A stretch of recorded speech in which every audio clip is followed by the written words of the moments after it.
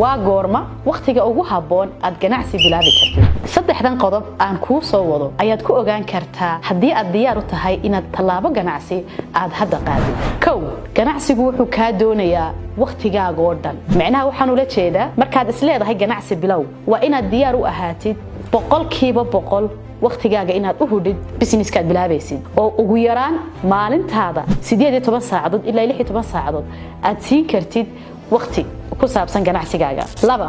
inaad diyaar u tahay inaad waxyaabo badan ka tanaasuli kartid oo noloshaada caadiga ah haday tahay waqtigaad adigu asxaabtaada la qaadanaysid waqtiga family-ga aad iyar macal ka reebatid hurdadaada in saacadaha seexan jirtay aad soo koobtid qodobka saddexaad waxa weeyaan in filashadaadu ayna degdeg ahaan macnaha wax walba loo samra waa la helaa midhiisa laakiin waxa ka horeeya dadaal fara badan iyo waqti fara badan inaad gelisid fikirka ganacsiga ka dhex guuxaya bartan waxaan kaga sheekay